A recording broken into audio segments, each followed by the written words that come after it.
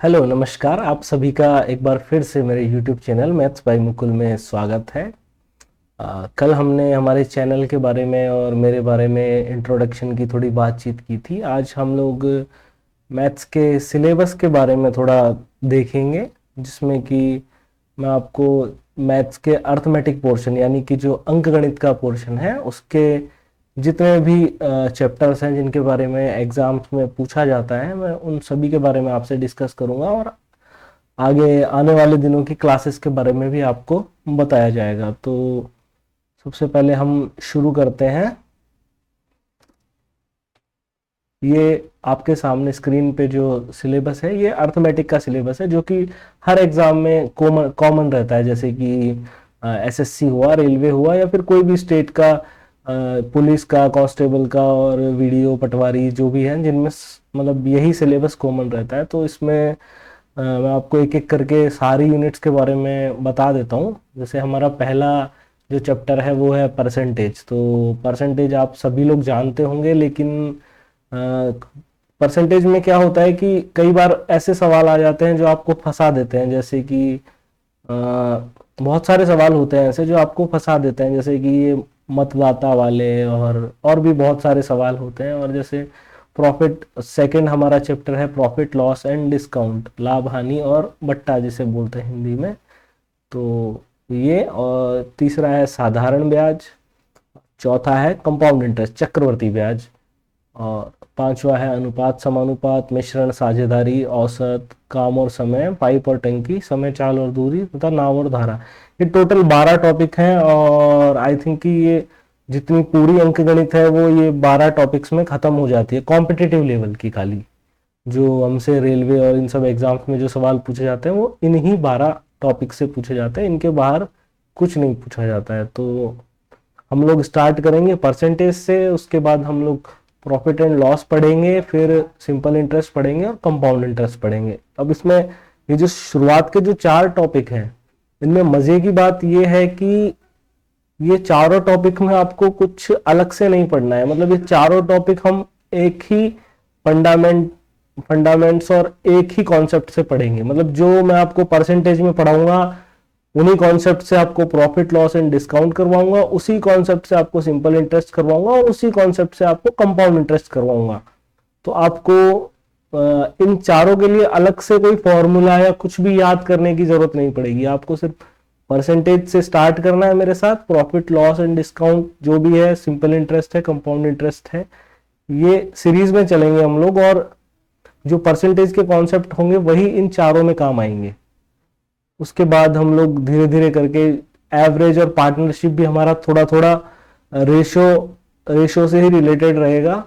ये सारी जितनी यूनिट्स हैं ये सब अपने आप में आपस में कनेक्टेड हैं। जैसे कि टाइम एंड वर्क है और पाइप एंड सिस्टम है, तो ये दोनों दोनों जो यूनिट हैं ये एकदम सेम है। सिर्फ इसमें टाइम एंड वर्क, काम और समय में काम होता है और उसमें टाइम दिया हुआ होता है, और पाइप एंड सिस्टम में मतलब पानी और टंकी का भरने का समय दिया होता है।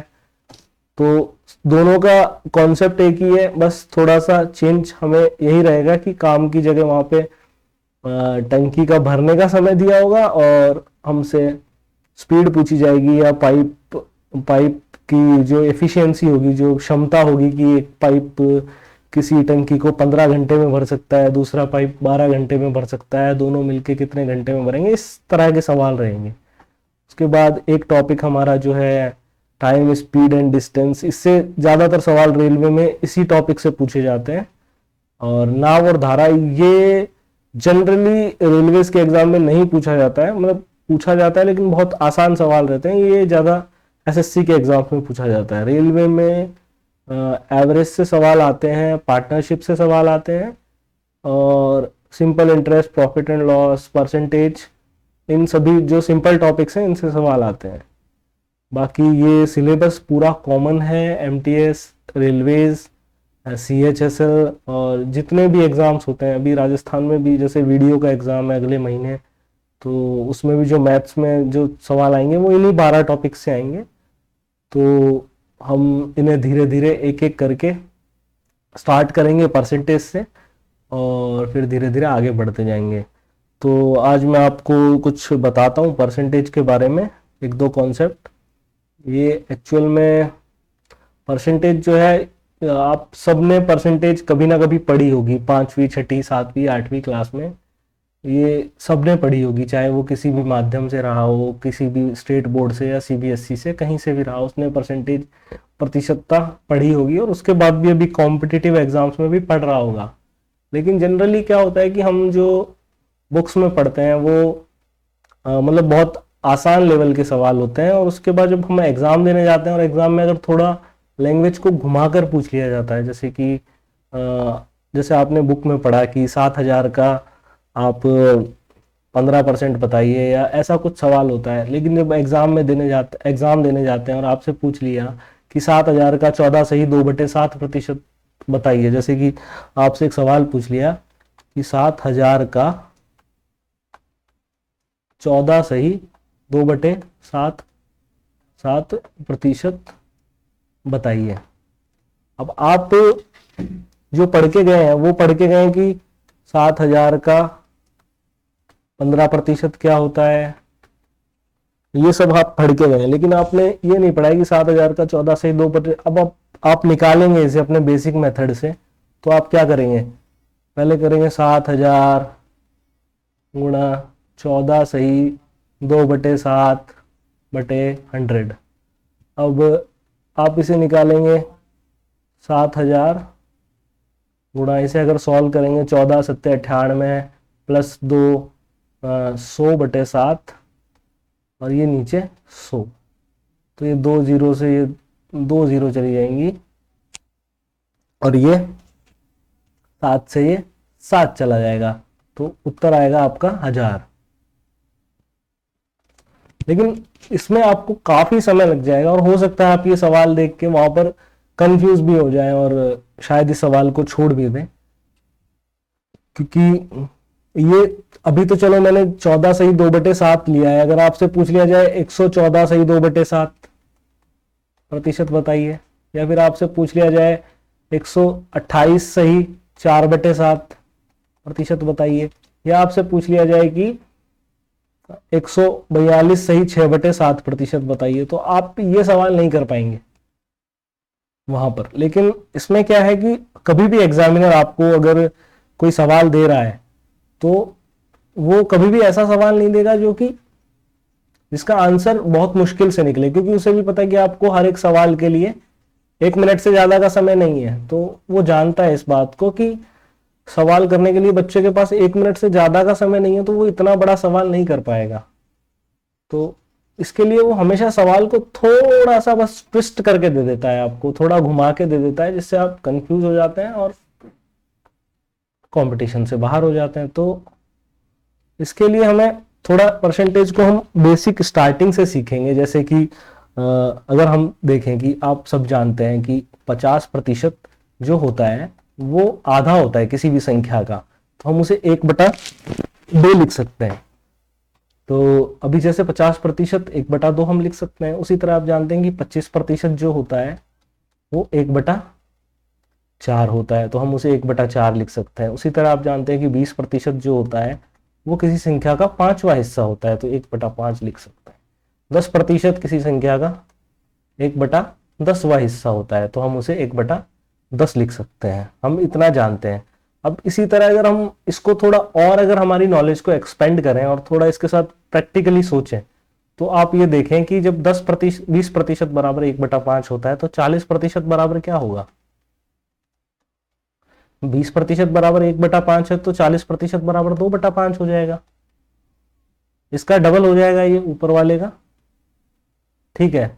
और उसी तरह अगर हम यहाँ पे 10% बराबर 1/10 है, तो 30% बराबर क्या हो जाएगा, 3/10। इसका ट्रिपल हो जाएगा। उसी तरह यहाँ पर 25% है, तो हम अगर 75% देखें तो ये क्या हो जाएगा, ये हो जाएगा 3/4। इसका 3 गुना हो जाएगा। अभी इस तरह से क्या है कि ये जो फ्रैक्शन, इनको बोलते हैं हम फ्रैक्शन, जो हिंदी में इनको भिन्न बोला जाता है। ये जो फ्रैक्शन है ये हमें एक्चुअल में याद रहती हैं। जैसे कि ये 50% का सबको याद रहता है कि ये आधा होता है, 1/2 होता है। 20% का सबको याद रहता है कि 1/5 होता है। उसी तरह 10%, 30%, ये सभी आसान है तो सबको याद है। अगर आपसे पूछ लिया जाए कि 11 सही 1/9% कितना होता है, ये हमें नहीं पता क्योंकि हमें ये पढ़ाया नहीं गया है। तो इसका इस अब जब हम इसे सॉल्व करेंगे तो हम इसे सॉल्व करके देखते हैं कि 11 सही 1/9% क्या होता है। 11 सही 1/9% बराबर, अगर इसे सॉल्व करने का तरीका आपको मालूम है कि 11 को 9 से गुना करना है और ऊपर वाला इसमें जोड़ना है, तो 11 9 99 और 100, 100/9, और नीचे इसमें जो परसेंटेज का साइन हटेगा फ्रैक्शन में कन्वर्ट करेंगे तो नीचे 100 आ जाएगा। ये तो 100 से 100 कटेगा और ये आ जाएगा 1/9। अब जब भी हमसे पूछा जाएगा कि किसी संख्या का 11 से ही 1/9% कितना है, तो हम उसका 11 से ही 1/9% नहीं निकालेंगे, हम उसका 1/9 भाग निकालेंगे, क्योंकि हमें ये चीज याद है। हमने ये प्रैक्टिस करके इतना सीख लिया है कि हमें पता है कि 11 से ही 1/9% हमें जहां भी दिखेगा हम सीधा उसे 1/9 ही ट्रीट करेंगे, उसके अलावा कुछ नहीं सोचना है। उसी तरह जैसे हमें 9 सही 1/11, ये हमें नहीं पता कि ये क्या है। 9 सही 1/11% अगर किसी संख्या का पूछा गया हमसे तो हमें नहीं पता, क्योंकि हमने ये आज से पहले कभी देखा ही नहीं। हम अगर इसे सीधे एग्जाम में देखेंगे तो हम काफी कंफ्यूज हो जाएंगे और इसमें अपने ज्यादा नहीं तो 10 से 15 सेकंड जरूर वेस्ट करेंगे। तो इसे निकालने का सबसे आसान तरीका वही है, 11 9 99 और 100। तो ये ऊपर आएगा 100, नीचे आएगा 11, और इनटू में कुछ नहीं आएगा इसके नीचे। अगर इसे परसेंटेज को हम फ्रैक्शन में चेंज करेंगे तो नीचे आ जाएगा 100, तो इसकी वैल्यू आ जाएगी हमारी 1/11। ठीक है। अब इसी तरह से मैं और आपको बताता हूँ, एक सेकंड, ये सब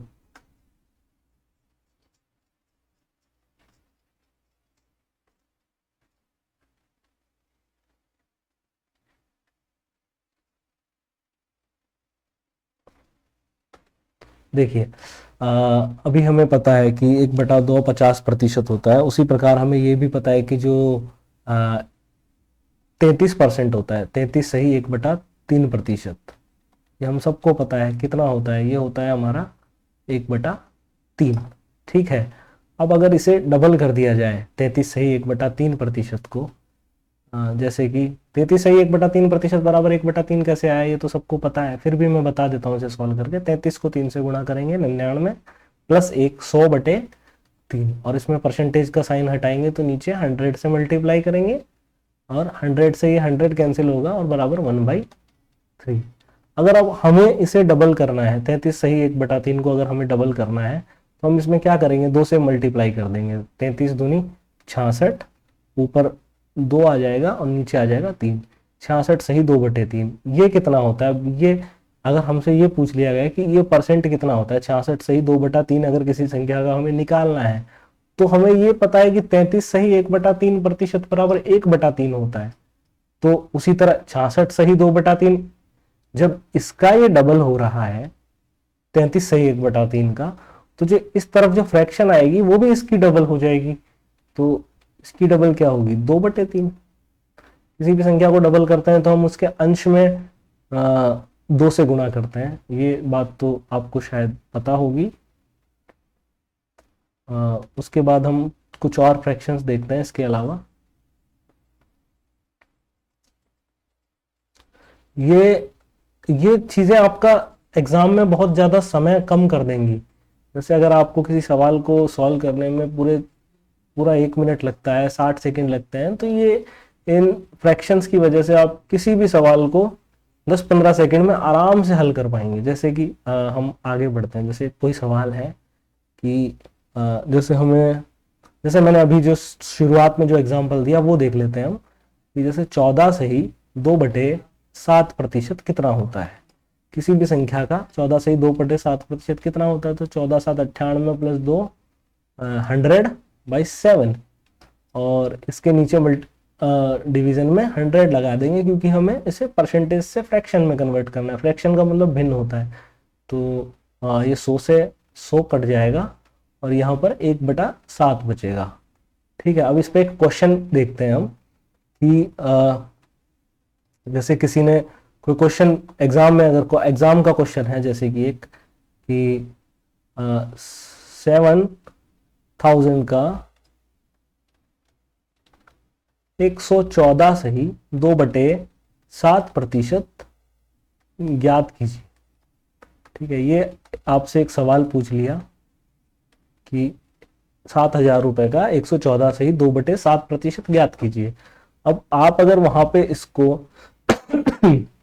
कन्वर्ट करने के लिए बैठेंगे एग्जाम में, आप अगर आपको ये फ्रैक्शन का रूल नहीं पता है तो आप क्या करेंगे, मैं बताऊं क्या करेंगे आप करेंगे 7,000 गुणा 114 सही 2/7/100। ओके, फिर आप इसको सॉल्व करेंगे, 7 को करेंगे 114 से गुणा, जो आप पता नहीं कैसे करेंगे, मुझे 114 का पहाड़ा याद है तो मैं कर देता हूँ। 798 + 2/7 और यहाँ पे ये 100। ठीक है, जो नीचे वाला 100 है। तो फिर इसको आप करेंगे 7,000 गुणा 800/700। ये 2 0 से 2 0 जाएगा, फिर आप 7 से 7 काटेंगे और यहाँ पे आएगा आपका आंसर 8,000। तो इतना लंबा आप इस सवाल को कर देंगे। ठीक है, अब अगर आपको ऐसा पता है कि हमें फ्रैक्शन पता है, मान लो कि आपको 14 सही 2/7 अगर आपने देखा एग्जाम में, तो आपको देखते ही क्लिक करेगा, क्योंकि फ्रैक्शन ये 20-25 फ्रैक्शंस जो हैं यही गिनी चुनी फ्रैक्शंस है, और इन्हीं से घुमा घुमा कर एग्जामिनर हमेशा सवाल पूछता है, क्योंकि उसे भी पता है कि आंसर जब आपको पूर्णांक में दिया हुआ है तो वो ऐसी कोई फ्रैक्शन दे ही नहीं सकता जिससे कि पूर्णांक आंसर ना आए। ये उसकी मजबूरी है, वो आपको इन्हीं फ्रैक्शंस में 20-25 फ्रैक्शंस में से ही सवाल देगा, और आपको अगर ये 20-25 फ्रैक्शंस याद है तो आप कहीं नहीं अटकेंगे। ठीक है, जैसे कि अभी अगर ये हम देखते हैं कि 114 सही 2/7, तो हमें पता है कि 2/7 बराबर 1/7 होता है। ठीक है, तो ये 114 सही 2/7 को हम इस तरह से तोड़ लेंगे, 100% + 14 सही 2/7। तो अब हमको पता है कि 100 की वैल्यू होती है 1। ठीक है, 1 मानते हैं हम इसे, और ये 14 सही 2/7 जो है ये हमें पता है कि ये 2/7वां हिस्सा होता है। तो ये हो गया ये 1/7वां हिस्सा होता है, 1/7वां हिस्सा जो हमने निकाला था यहाँ पे, ये 1/7वां हिस्सा होता है। अब हमें क्या करना है, एलसीएम लेना है। 7 यहाँ पे 7 जाएगा, 7 + 1 = 8/7। ये हमारा इसका फ्रैक्शन आ गया, ये पूरे इसका 114 सही 2/7 का फ्रैक्शन क्या आ गया हमारे पास, 8/7। अब हमें 7,000 का ये फ्रैक्शन निकालना है, तो हम यहाँ पे डायरेक्ट निकाल देंगे कि 7,000 का 8/7। तो ये 7 से 7 गया और उत्तर आ गया 8,000। तो ये बहुत आसान चीज़ है, अगर आप इस तरीके से इन सवालों को करेंगे। तो चलो हम इसी फ्रैक्शन का एक और सवाल देखते हैं। जैसे कि आपसे सवाल पूछा गया कि एक सेकेंड से आपसे सवाल पूछा गया कि 42,000 42,000 का 342 सही 6/7% ज्ञात कीजिए। ठीक है, अब ये आपसे सवाल पूछ लिया, अब आप वहां पर क्या करेंगे, आप ये तो करेंगे नहीं जो तरीका मैंने पहले बताया आपको। इसके 2 तरीके हैं, देखो मैं बता देता हूँ। आप जो अपना ट्रेडिशनल तरीका है कि हम सबसे पहले 42,000 करेंगे, फिर उसके बाद इसको 342 सही 6/7/100, फिर हम पहले इसको 342 सही 6/7 को सॉल्व करेंगे, और उसके बाद फिर इन सबको कैलकुलेशन करके आंसर निकालेंगे, जो भी निकलेगा हमारा। तो ये सब में आपके अगर आप जितना सवाल इस सवाल में देंगे उतने में आपके कम से कम मैथ के 5 सवाल आराम से हो जाएंगे। आपको अगर ये वाला कॉन्सेप्ट अगर पता है कि फ्रैक्शन नाम की कोई चीज़ होती है जिसे हम परसेंटेज में आसानी से यूज़ कर सकते हैं, तो आप क्या करेंगे, 342 सही 6/7 को फ्रैक्शन में कन्वर्ट करेंगे। अब आपको पता है कि ये क्या है, 300 प्लस 42 सही 6/7। अब आपको ये पता है कि ये आपको ये ब्लिंक करना चाहिए कि नीचे 7 है अगर, तो ये 1/7 के मल्टीपल में कोई फ्रैक्शन बन रहा होगा। ये आपको दिमाग में ब्लिंक करना चाहिए। ये कब ब्लिंक करेगा, जब आप बहुत ज्यादा इन चीजों पर प्रैक्टिस कर लेंगे, आपका कमांड बनेगा, तब आपको ब्लिंक करेगा दिमाग में। तो अब इसको अगर हम लोग तोड़ेंगे तो ये क्या है, ये है 3 गुणा 14 सही 2/7। तो 3 को इससे मल्टीप्लाई करेंगे तो 14 × 3 = 42 और 3 दूनी 6 और नीचे 7। ये इसका कन्वर्जन है, मतलब ये इसका एक बदला हुआ रूप है जो एग्जामिनर ने आपको फंसाने के लिए एग्जाम में दिया है। तो आपको ये चीज़ पता होनी चाहिए कि अगर ऐसा कोई सवाल आता है तो हम लोग अभी से आगे हल करते हैं सवाल को, तो हमें पता है कि 300 की वैल्यू 3 होती है फ्रैक्शन में जब कन्वर्ट करते हैं, और ये 3 गुणा 14 सही 2/7 है, तो हम इसे 3 लिखेंगे गुणा में 14 सही 2/7। हमें पता है कि 14 सही 2/7 1/7 होता है, तो ये हो जाएगा 3 प्लस 3 इंटू में 1/7 बराबर 3/7। अब इसे हम सॉल्व करेंगे तो नीचे एलसीएम लेंगे, 7 आएगा। ये 7 को यहाँ मल्टीप्लाई करेंगे 21 प्लस 3 24/7, 24/7। अब हमें निकालना है 42,000 का। ये राइट साइड वाला मैं साफ कर देता हूँ एक बार।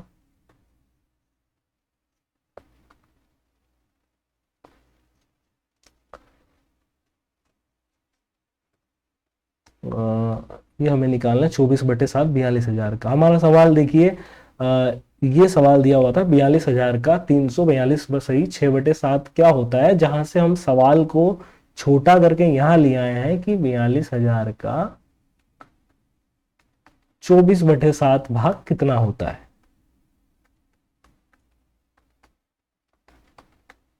भाग कितना होता है, तो ये चीज काफी आसान हो गई। नहीं, एक तो 342 सही 6/7 और एक 24/7, ये सिर्फ हमें ये फ्रैक्शन ही करके दे सकती है परसेंटेज में ये वाला काम। तो अब हमें इसे अगर सॉल्व करते हैं तो 42,000 गुणा 24/7, तो 7 से ये कटेगा 6/6000, और 6,000 को 24 से गुणा करना कोई बहुत मुश्किल काम नहीं है। 6 चौके 24 और हासिल 2 लगेगी, 6 दूनी 12 और 2 14, और ये 3 0 एज इट इज। तो हमारा उत्तर ये बड़ी आसानी से आ जाएगा।